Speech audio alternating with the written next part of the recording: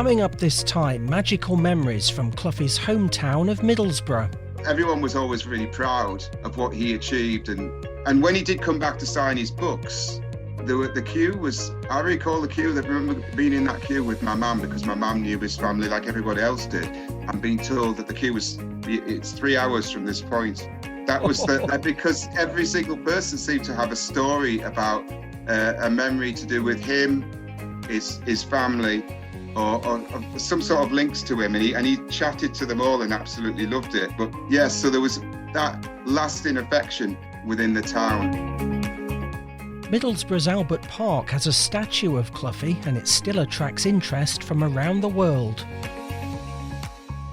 Only a few weeks ago, I was asked to do a guided tour for some refugees that they've come from all over the world, and I thought I'll take them through the park. I'll show them Brian Clough's house, and I'll show them the statue. I thought, I don't know whether that'll mean anything to them, but they were absolutely fascinated.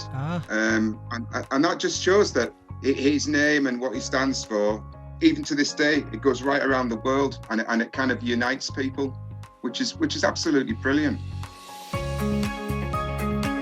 As well as all that, you'll hear how a small souvenir always reminded Brian of his goal-scoring exploits at Ayresome Park.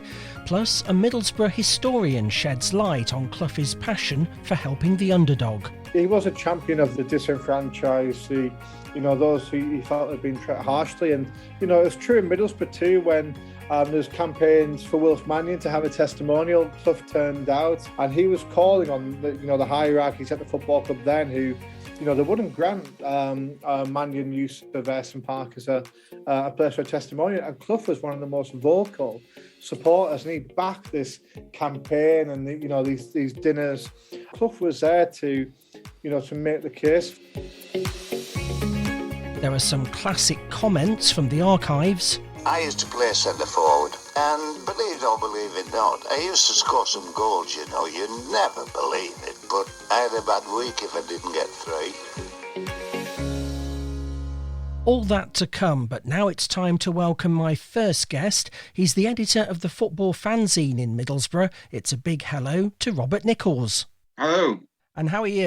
Really nice to be talking. I'm very well, and I'm looking forward to this immensely, because I think our paths have not really crossed since the statue was erected in Albert Park, which is I'm actually speaking to you. I live at Ayresome Park, I'm on the site of the old football ground, and I'm about a 5-minute run from Brian Clough's statue. So actually, the whole point of the statue was him as a young man walking from his home, which is one side of the park, to Ayresome Park, where I am now. So it's quite apt, isn't it, this? It is really, isn't it? Yes, and I remember that day quite clearly when it was unveiled, and obviously all the fundraising events that were held for it. And we'll come on to that a little bit later. But the first question regarding the fanzine that you're editor of, it's called Fly Me to the Moon. For those that aren't Middlesbrough fans, where did the title come from? Well, I think when it was back in the days of the late 80s, when there was a real sort of surge of fanzines starting up all over the country, and everybody tried to think of an interesting sort of non-obvious title. If you look around at some of the titles, were some very peculiar fanzine titles at that time, and the Middlesbrough one came about because it was Bruce Rioch was the manager of Borough from 86, and he was still there in 88. And we'd gone into liquidation in 1986. The gates of the ground where I'm sitting now had been locked. We had to play our first game at Hartlepool. We were saved at the 11th hour, after the 11th hour, actually. I think there was 20 odd minutes left to the deadline at midnight to save the club. And the players had trained in local parks, or anywhere they could, or school fields through the summer without being paid. And Bruce Rioch, I'd moulded them into a team, and his ambassador, his captain on the pitch was Tony Mowbray, a local lad, and he said, he referenced once, he said if he trusted him so much, he was his right-hand man, and if he had to go to the moon, he would want Tony by his side. So therefore, we look at the famous song "Fly Me to the Moon." Ah, that's where it comes from. That's it. And you mentioned you live where Ayresome Park was. So your house then, is that actually where Cloughie would have played? Yeah. I'm a few yards off the pitch. Yeah.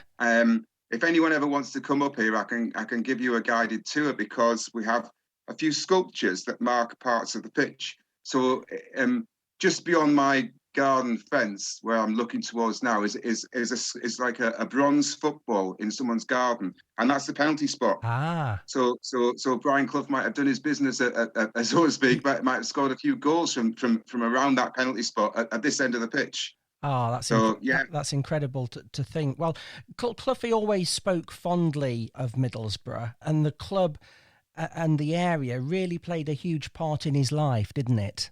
Yeah, very much.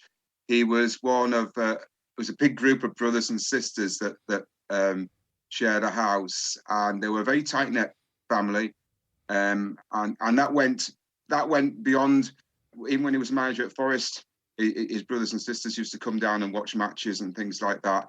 And it also meant that everybody in the town knew him because it was such a big group. And so he would play football with his brothers. There's a photograph of him playing in a village team, which is Village Great Broughton, which is on the edge of the North York.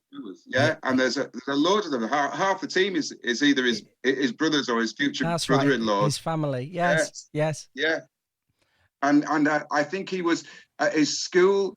Am I right in saying that he might have been a prefect or something like that? So he was well known in that school to everyone who went to that school as well. And he was very well known throughout the whole community. And I know that there's a really interesting thing that just along from his house, a few yards along from there, near the park, were football pitches where his brothers would play and he would play as a young man. But one of the star players that played on those football pitches was probably Don Reevy. Oh. So they almost certainly would have watched Don Reevy. Yes. And of course their paths crossed many times after that. Because Don also a Middlesbrough man. Yes, of course. Yeah, and big rivals really in the end. Yeah, that's right. Right. All these years later, Clough is still very fondly thought of in Middlesbrough, even after he joined arch rivals Sunderland. Why do you think he's still remembered with that affection?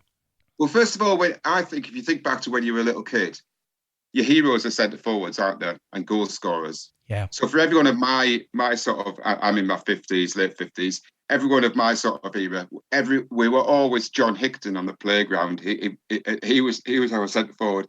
And anybody as a kid in the 50s, well, Brian Clough had to be the hero. He just scored so many goals. I did a book recently, Marcus, last year about people's first games called My Borough Debut. Yeah. And I interviewed loads of people, and some of the people coming in the 50s. One guy said exactly what was talking about. Everyone was talking about Brian Clough. He was going to watch Brian Clough, and Brian Clough didn't score. Borough won, but Brian Clough didn't score. What was that? What was going on? But he actually went on to score 42 goals that season, so he got like the one.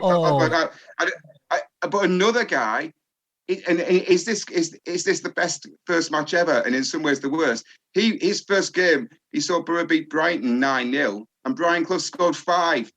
Oh yes. Is it a case of you've like? I don't know what his dad would have said to it's not like this every week, son. that would have been quite a match to have seen those 5 goals. So that's why he was so. The guy was scoring a goal a game, the season after season. He was just a legend from that point of view. And the way that the football teams were set up in those days were that you had a forward line, and their task was to feed Brian Clough, and so he was the focal point of the whole team. So for the fans that were aware of that as well, he was the man that they were going to watch. He was going to score all those goals, and it was all for that lad who missed out on his first game. It was that shows the disappointment, because that's what you went to see. You went to see Brian Clough scoring. It must have been wonderful going to a match, virtually expecting him to score. It's what every football fan hopes for, and well, hardly ever gets. Yeah. But I can just imagine the excitement in those days. And it was just unfortunate, I guess, that Middlesbrough didn't get promoted while he was playing because they were letting too many goals in. Yeah, and that was obviously that led to friction between him and his teammates. In fact, he was very precocious, wasn't he? Obviously, and he was from a young age. He knew what he wanted. He knew what he expected very high standards from all those around him. And he was given the captaincy when he was a young man. And a lot of the older players were it certainly rubbed them up the wrong way. And Yes. He was very unhappy about the amount of goals that were being shipped. You can imagine if he scored 3 goals at one end and we let 4 in at the other end, he's not going to be really chuffed about it. And yes, eventually he goes to Sunderland. And you're quite right. Some of the fans, to put this in context, Sunderland have been our big rivals. And some fans actually went from Middlesbrough to follow him to watch Sunderland, to watch him play. Wow. So that's like, it's an unthinkable thing to do. It was unthinkable for him to go to Sunderland 1 and unthinkable for fans to actually make that journey. It was, it must have felt like they were going over to the dark side. Yeah, it's a bit like in his managerial career, having been at Derby and then, but some years later, going to Forest. But that's true. But he still has the affection of both clubs, and I think he still has affection from Sunderland fans as well as Middlesbrough fans, of course. Do you think, looking back, Middlesbrough fans would have liked him to have been their manager? Yeah, I think so. I mentioned Don Revie as well, another name that got away in many respects. Yeah. And yes, absolutely. It's if you look back though, we had Jack Charlton through the 70s, and Jack Charlton was phenomenally successful, but would only stay anywhere for 3 years. So yeah, I don't remember there ever be. I might be wrong, but I don't remember there ever being an opportunity really. He was doing so well at his clubs at the time. I remember us playing against Derby, but yeah, I think, yes, always the feeling that could Brian Clough come back, but it was more likely that he was going to be the England manager than the Borough manager. But everyone was always really proud of what he achieved. And when he did come back to sign his books, the queue was, I recall the queue, that remember being in that queue with my mum, because my mum knew his family like everybody else did, and being told that the queue was, it's 3 hours from this point. That was because every single person seemed to have a story about a memory to do with him, his family, or some sort of links to him, and he chatted to them all and absolutely loved it. But yes, so there was that lasting affection within the town, and yeah, if he ever returned to watch Borough matches, it was a big thing, and lots of photographs, and because he did actually. On our final game at Ayresome Park, we invited back lots and lots of people, but he couldn't come. I think there's probably Forest were playing. So he came the match before, and there's lots of photographs you can still find online of him with a Borough scarf, holding the Borough scarf up. And yeah, it was obviously too late then for him to have ever be a manager, but it was quite emotional for him, but emotional for us as well. That he was there right at the end of Ayresome Park, the ground where he scored so many goals. And there was a souvenir he received which reminded him of his goal-scoring record at Ayresome Park, and he spoke about it in this little snippet from the archives. I've got the bit of the goalpost, a wooden bit of a pencil, and I think it was the post I used to hit a lot of times during the season. I missed it about 40-odd times because I used to get 40 a season playing for Middlesbrough. Yes, indeed. He scored 40 in his first full season, and in the next 3 seasons scored 42, 43 and 40. And in the league, he scored 197 goals in 213 appearances for his hometown club. Here he is talking about the challenges of being a centre-forward. People think it's easy scoring goals. Now, you name me a supporter that comes out of a football match, irrespective of whether there's 60,000 there or whether there's 16 there, who says or who doesn't say he should have scored. Hardest thing in the world to score a goal, and that's why so many get missed. I used to play centre forward, and believe it or believe it not, I used to score some goals, you'd never believe it, but I actually got 250 odd in 270 games or something daft like that. And I had a bad week if I didn't get 3. Well, funnily enough, his first hat-trick was against Nottingham Forest, the club, of course, he would later lead to European glory. And that hat-trick came in November 1956. It was 3 years later he won his 2 England caps against Wales and Sweden in October 1959, with Jimmy Greaves in the same squad. And when he found out about winning the first cap, Cloughie told the Northern Daily Mail it was one of the happiest days of his life. He said he wanted to do well for the wonderful Borough supporters who'd always cheered him on. And I think in a rare show of apprehension, he added, "I just hope I don't let anyone down." It was certainly a family affair, though. His dad, Joe, made the 9-hour coach trip to Cardiff, along with some of his factory colleagues.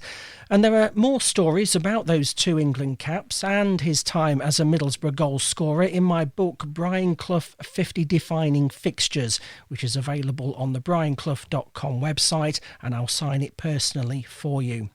Well, we'll hear more from fanzine editor Robert Nicholls in a few minutes, but my next guest is Middlesbrough historian Dr Tosh Warwick, and he's been telling me how a young Brian was influenced by his footballing surroundings.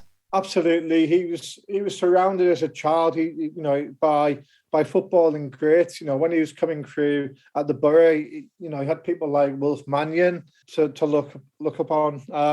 People like Harold Shepherdson, George Hardwick. The names of George Camsell, the Borough's record goal scorer who helped discover Brian. Bring him through the Borough ranks.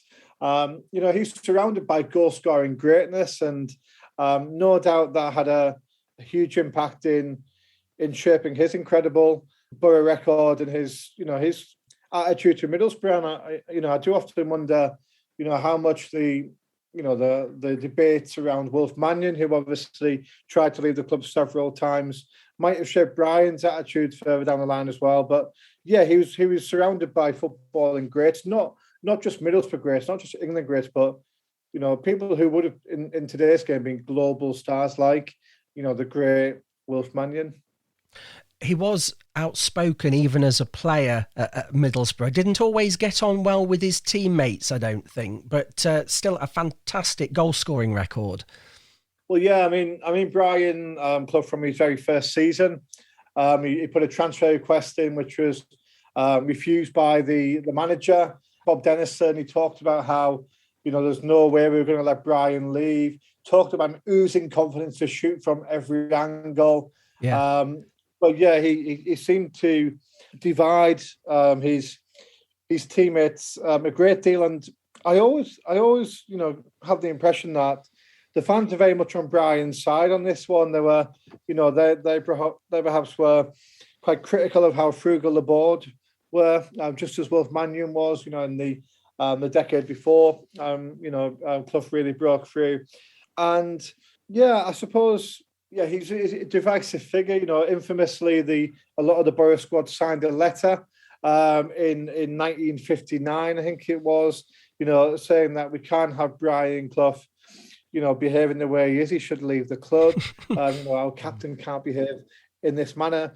But having spoken to some of Clough's former teammates, Alan Peacock, the England international 1962 World Cup, went on to greatness at Leeds United as well. And Alan followed a similar kind of career trajectory. He moved on to progress, so, just as Clough looked to when he moved to our arch enemy Sunderland. But when I spoke to Alan Peacock, he said, he never signed this letter. And it's been probably taken out of context. There's always been these stories that him and Brian clashed as well. And Alan said there's nothing of the sort. And after Clough left, the Borough did struggle to fill the void. But I think any team would fill the void of a player who scored 38, 40, 43 and 39 goals in successive seasons. Obviously, he had the England call-up as well. And you do wonder, those 2 caps in the 1959-60 season, how much that might have helped contribute to turning his head. But obviously that was to be his, quite a limited international career. Even though in September 1959 he scored, I think it was 5 goals for the Football League in Belfast. Quite a incredible feat, and that was back in the days when playing for the Football League was almost akin to an international cap. It was a huge honour, and I think we forget that when we look at these careers, 50, 60, 70 years down the line. There's few people in the history of the town that has had such an impact that Brian Clough had on a sport, but also communities, not just locally, not just nationally, but globally. We talk about Brian Clough as a football manager, a controversial character, but let's not forget he also had those strong, left-wing leanings that were shaped by him. He knew what it was like to be at ICR. He'd seen the trauma and the difficulties posed by living in in industrial environments. We had the same with supporting miners, of course. So I think there's a lot more to Brian Clough and his Middlesbrough origins than just looking at his Clough in a football shirt or Clough associated with the borough. In fact, I understand he could have been a Labour MP, but the chance actually never came around. But how do you think he would have been as a Member of Parliament? I think he'd have been an absolutely fantastic Member of Parliament. I think he'd have made Dennis Skinner look like a pussycat in comparison. I just can't imagine the two of them together, No. Going back to, he was a champion of the underdog, the disenfranchised, those who he felt had been treated harshly. And, it's true in Middlesbrough too, when there's campaigns for Wilf Mannion to have a testimonial. Clough turned out. He was there at the dinner, giving a speech, and he was calling on the hierarchies at the football club then who, they wouldn't grant Mannion use of Ayresome Park as a place for a testimonial. And Clough was one of the most vocal supporters, and he backed this campaign and these dinners to raise money for Wilf Mannion, who didn't enjoy the financial luxuries of even the game of the 50s, 60s, 70s that Clough was able to enjoy. And Clough was there to make the case for Mannion, who alongside Hardwick eventually got the Ayresome Park testimonial. Back in the day when the club ownership was very different to Steve Gibson and someone who has such a love for the club, as we're lucky to have. And talking of Steve Gibson, Cloughie had some interesting comments about club chairmen and owners over the years. How do you think they would have got on as a partnership? I think Steve would have absolutely backed him, but Steve, like Brian, Steve grew up in a working class part of the town. He worked himself in industry again. He played for the company teams later on, just as Brian played for, played over at Billingham Sinfonia. So I like to think they'd have had a lot in common, and I like to think there'd have been a fantastic double act if Brian had ever become manager. And when you go to the Riverside Stadium today, we do have statues too of Wilf Mannion and George Hardwick, and you do have. I've worked on the Football Club archive, which is an absolute delight. And I've seen the minute books referring to Brian Clough and transfer requests, and and I think Middlesbrough and Steve Gibson have a pride in people who have done well from the area, and I expect the two would have got on. I imagine they would have clashed at points, but let's not forget you referenced Clough could have been a potential Labour MP. Of course, Steve Gibson was a Labour councillor in Middlesbrough, for a short while. They've clearly, as youngsters at least, had a lot of overlap, I suppose. Yes, yeah. They could have got on quite well there. Well, thanks ever so much for sharing your insight and expertise and memories today. It's been really great to look back on Cloughie's Middlesbrough days. So thanks very much for joining us. Thank you very much, Marcus. That's historian Dr Tosh Warwick sharing his stories and research into the legend of Clough. Back now to fanzine editor Robert Nicholls, who was also involved in the fundraising for Middlesbrough's Brian Clough statue. And Robert, it really did show how much the town thought of him. Yeah, it sprang from the supporters and from people from the town. And we did all sorts of events that were supported by so many people. In fact, it was bungee jumping off the Transporter Bridge. I didn't jump myself, but which I don't know anybody knows. There's listening to this, but it's a fairly unique bridge. There's only two in the country, one here and one at Newport in South Wales. It's like a flying ferry that's suspended from this bridge about 100 foot up. So people were bungee jumping off that. We did a walk across the top of that as well, and we did lots of concerts and all sorts of like pop bands and stuff. Not from here. I met a band called, not necessarily from here, sorry, a band called British Sea Power, who have no links with Middlesbrough. But when they heard about, Brian Clough, yes, we want to do, we'd love to support that. So lots of people gave their services for free. And as I said at the start of this podcast, it just seemed the perfect place to put the statue in Albert Park. And it was actually, as I said, my mum knew his family. And in fact, one of his brothers was her boyfriend at one time. And between us, we came up with the idea, because it was a competition in the paper. We said, it's got to be him as a young man, going, marching across the park from his house to Ayresome Park, where he's going to be training or playing. And it was brilliant, because he's looking out of the park entrance, and he's looking not only towards where Ayresome Park was, but also where Rhea's Cafe was at the corner, which was the family of Chris Rhea, the singer. And that's where he met his wife and had his first sort of dates with his wife, but also where he used to meet Peter Taylor, and where they concocted their plans, their future plans, if they ever should be in management together. So really sort of poignant that he's looking towards the future in a way. Definitely, yes. And it was quite an emotional day, I remember, when Mrs. Clough unveiled it, and that there was youngsters from the local school that actually pulled the drape away from the sculpture. Right. It was a really good day. It's unfortunate, I think, though, that that the statue suffered a few injuries, like the man himself, I think one was a fracture to the knee, which of course actually ended his career in real life, his playing career, and there's a problem, I think, with the ankle as well. So it's almost like art reliving life.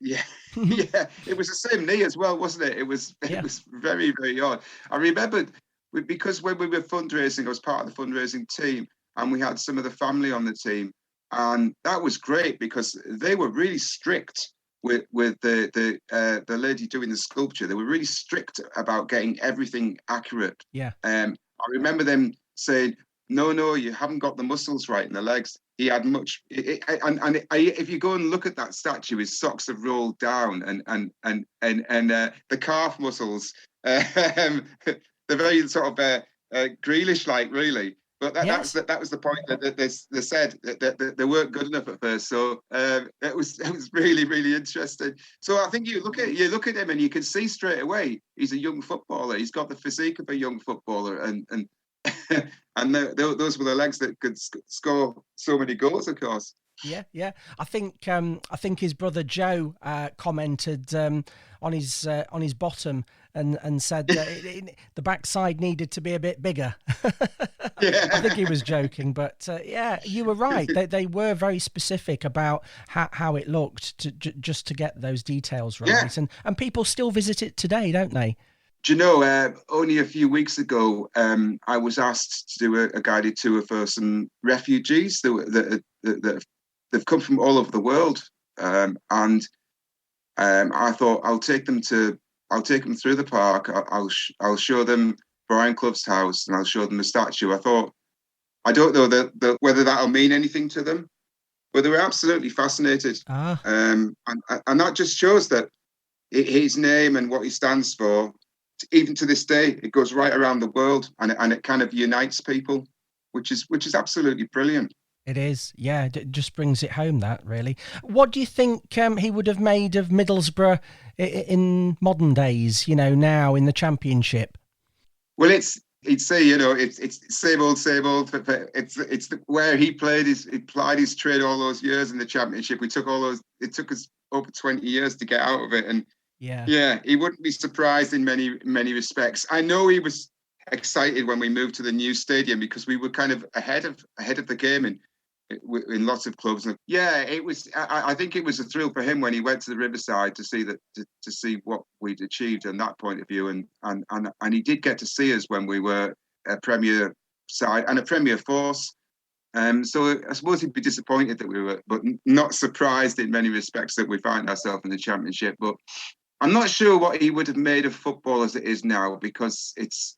In his era, of course, he was able to win the title with 2 provincial clubs, and that is so difficult. He'd have loved it, I'm sure, Leicester winning, but that now, we've just gone through COVID, and things seem to have become even worse from the point of view that you've got Europe-wide. You've only got 2 or 3 clubs that have come out of it that have just got so much more money, and I think you've got a real problem now, in that you could be faced with a situation where the same 3 go, more or less the same 3 go up and down between the Premier League and the Championship each season. Yeah. And Brian wouldn't like that at all, because and he certainly would not have liked the Super League breakaway, but he would not like to see the fact that it's almost happening anyway because of some of those clubs having just so much more money than the rest.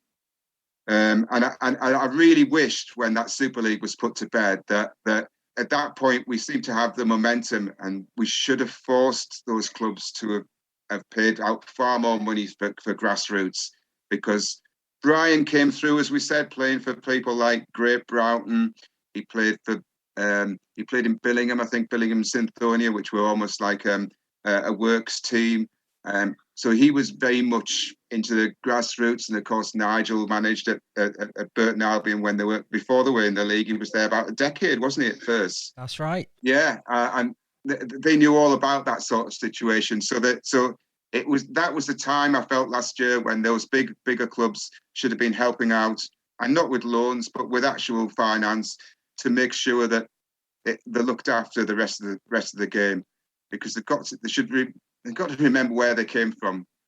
Manchester City almost didn't make that playoff final when they were in the 3rd flight at that time. They won they beat Gillingham, didn't they, in extra time.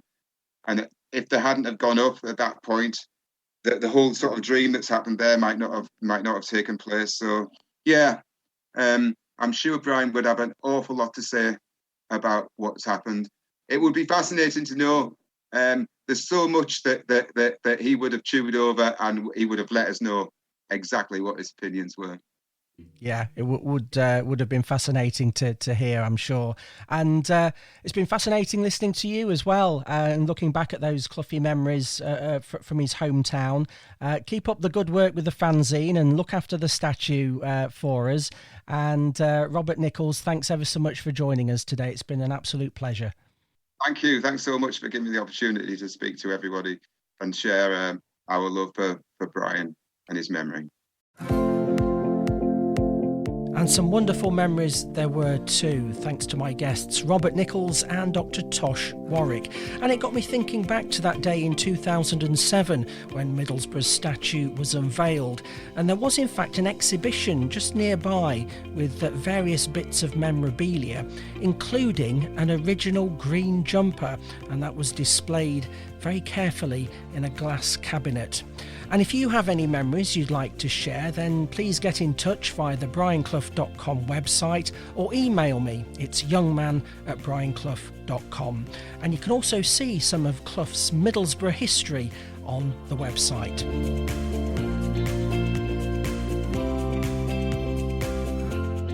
I hope you can join me again soon when we'll share more memories of the great man in the green jumper.